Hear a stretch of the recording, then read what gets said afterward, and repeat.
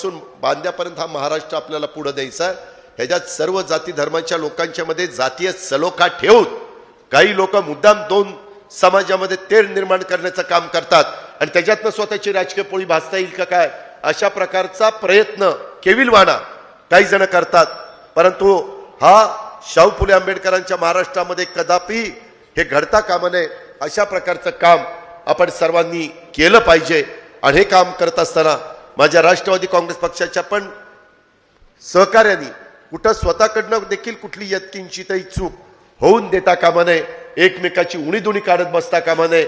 ज्याला योग्य वाटेल चांगलं वाटेल एक रस्ता योग्य असेल त्याच रस्त्याने आपण सगळेजण पुढे जाण्याचा प्रयत्न त्या ठिकाणी करूया हीच अपेक्षा हीच विनंती मी आपल्याला सगळ्यांना या निमित्तानं करतो।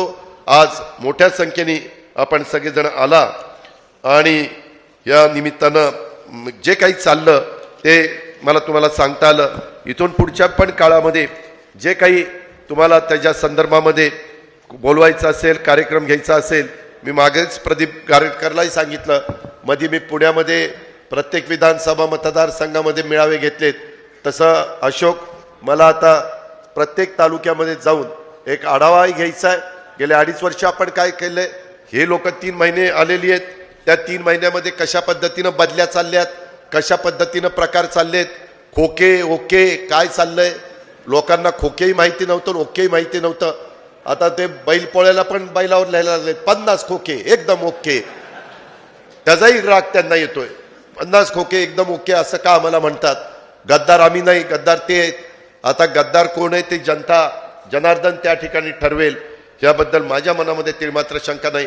मित्रांनो वेगवेगळ्या प्रकारची संकट येत असतात चढ उतार येत असतात आपण आपल्याकडनं चुकून द्यायचं नाही। आपण मात्र अतिशय चांगल्या प्रकारे विचारपूर्वक योग्य नेतृत्वाच्या पाठीशी सगळ्यांनी मजबूतीनं उभं राहिलं पाहिजे हीच मी आपल्याला सगळ्यांना विनंती करतो। आणि मी आपल्याला शब्द देतो जोपर्यंत हा जिल्हा माझ्या सारख्या कार्यकर्त्याच्या पाठीशी आहे तोपर्यंत ह्या जिल्ह्याचा विश्वासाला तसुभर देखील कुठं तडा जाऊन देणार नाही।